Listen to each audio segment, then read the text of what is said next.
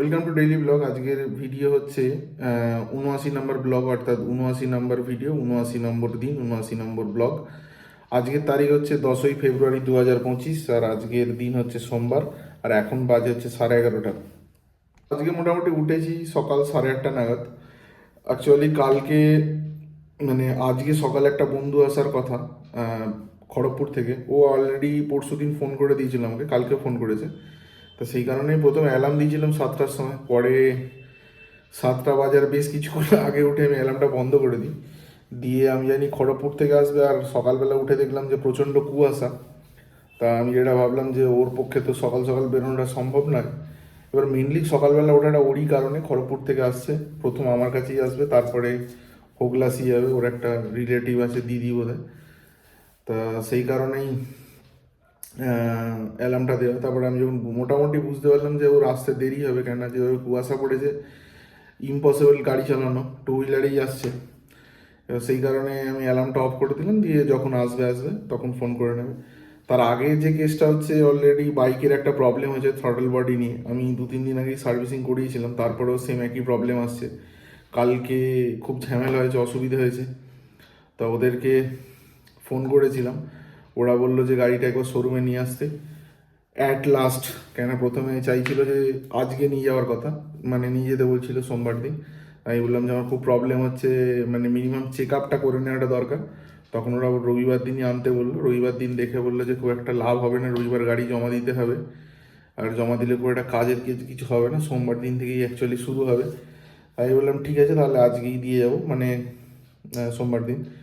বলতে আমি জানি সোমবার দিন গাড়িটাও জমা দিতে হবে। তা ও ফোন করলো, তারপরে আমি ওই 9:30 নাগাদ ওকে দেখা করতে গেলাম। ওর বিয়ে আছে অ্যাকচুয়ালি, 21 তারিখে বিয়ে আর 23 তারিখে রিসেপশন। এবার সেই কার্ডটা দিতে আসছে। আমার আর একটা বন্ধু আছে, তার নাম হচ্ছে জানা, আমি আগেও মেনশন করেছি, বিশ্বজিৎ জানা। ওর বাড়ি হচ্ছে তমলুকে। তো যাই হোক, সেটা আমি পরে ঢুকছি। এবার কেসটা হচ্ছে, ওর সঙ্গে একজন বোধহয় ভাই বা কেউ একজন এসেছিল। তা আমি ওকে বললাম যে বাড়িতে আসার কথা। ও বাড়িতে আসার কথা, তো তাড়াহুড়ো হচ্ছে, কেন অনেকগুলো জায়গায় যাবে, আমি আর খুব একটা জোর করতে পারছি না। আমি অ্যাট লাস্ট বললাম যে বাড়ি যাবি না, এখন সকালে টিফিনটা করে নে। তো ও সেটাতেও খুব একটা রাজি হলো না, বেরিয়ে যাওয়ার জন্য একটু তাড়াহুড়ো করছিল। আমি বললাম ঠিক আছে, বলে চাটা খেয়ে টুকটাক গল্প হলো। কার্ড দিয়েছে বিয়ে। আমি বললাম যে 21 তারিখ তো যাওয়া সম্ভব না, 21 তারিখ অলরেডি একটা বন্ধুর রিসেপশন আছে, তারও বিয়েতে যাচ্ছি না। এবার ওর রিসেপশনটা করে দিয়ে তারপরে 21 তারিখে রিসেপশন আছে, 22 তারিখে বেরিয়ে যেতে হবে। 23 তারিখে ওর বিয়েটা আছে, রিসেপশনটা আছে, 21 তারিখে বিয়ে। এবার বুঝতে পারছি না কীভাবে অ্যাডজাস্ট করবো, অ্যাডজাস্ট করতে হবে। এবার মেবি 21 তারিখের রিসেপশনটা বন্ধ হতে পারে, সেটা নিয়ে আগে ক্যাঁচাল হয়েছে, একটু অশান্তি। তো যাই হোক, সেটা এখনও ডিসিশন নিতে পারেনি কীভাবে, কেন দেরি আছে। এবার বলে ওকে, ওর সঙ্গে কথাবার্তা বলে ও বেরিয়ে গেল ওখান থেকে হোগলাসির দিকে। আমি রাস্তাটা দেখিয়ে দিলাম, দিয়ে বললাম যে একটু জিজ্ঞাসা করে নিতে, কেন খড়গপুর খড়গপুর থেকে আসছে, খড়গপুরে বাড়ি, এই বাগনানের ভেতর ভেতর রাস্তাগুলো জানা সম্ভব নয়। যাই হোক, আমি রাস্তা দেখিয়ে দেবো, বেরিয়ে গেল। তারপরে আমি গিয়ে শোরুমে গাড়িটা দিলাম। ওরা গাড়িটা জমা নিয়ে নিল, নিয়ে আমাকে একটা রিসিভ করে দিল।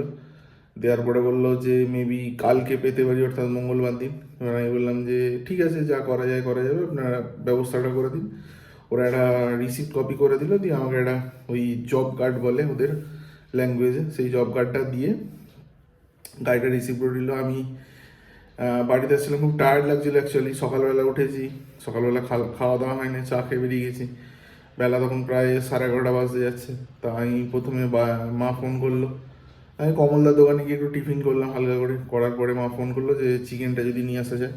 আমি বললাম ঠিক আছে, চিকেন আমি নিয়ে চলে আসবো বলে বাজারে গেলাম। গিয়ে দেখলাম, যেহেতু মাধ্যমিক পরীক্ষা কাল থেকে চালু হয়েছে, আজ থেকে চালু হয়েছে, সেই জন্য চারিদিকে রাস্তাঘাটে ব্লক করে দিচ্ছে আর কি, পুলিশ, যান যানবাহন একটু রেস্ট্রিকশন করছে আর কি। তো সেই কারণে সমস্ত দিকে ব্যারিকেড বসানো আছে, যানবাহনও ঠিক প্রপারলি পাওয়াটা দুষ্কর।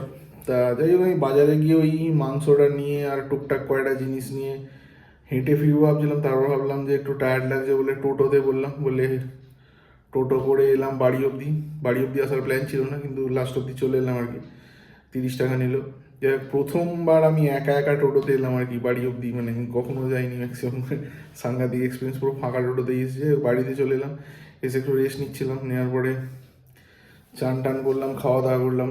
তার মাঝখানে ওরা ফোন করেছিল রয়্যাল এনফিল্ড থেকে যে ফুয়েলিং, মানে ফুয়েলটা প্রচণ্ড কমে গেছে, রিফুয়েলিং করতে হবে, 300 টাকার মতো তেল ভরতে হবে। ঠিক আছে, ভরে দিন আপনারা, আপাতত আর কী করা যাবে। দিয়ে যাই হোক, বাড়িতে এসে খাওয়া দাওয়া, চান টান খাওয়া দাওয়া করার পরে একটু রেস্ট নিচ্ছিলাম। তারপরে সন্ধ্যেবেলা অ্যাজ ইউজুয়াল যেমন পড়তে বসি, বসালে কেন সকাল থেকে সেরকম পড়া হয়নি, আর ওই হাঁটাহাঁটি হয়েছে, একটু টায়ার্ডও লাগছিলো।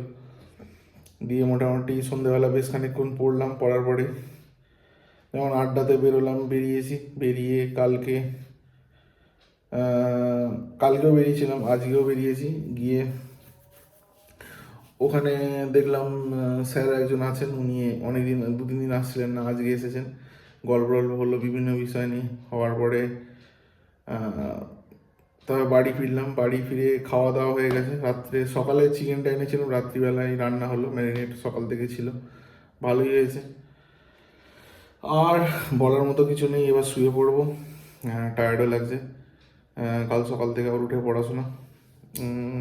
আরআরবি গ্রুপ ডিটা ফর্ম ফিল আপ করে নিতে হবে, বেশি দিন আর বাকি নেই। অলরেডি 22 তারিখ হয়ে গেছে, 22 তারিখ হয়ে গেছে বলছি, 22 তারিখ খুব কাছাকাছি চলে এলো। আজকের মতো ভিডিওটা এখানেই শেষ করছি, দেখা হচ্ছে নতুন ভিডিওতে। আজকের মতো এখানেই শেষ, শুভরাত্রি।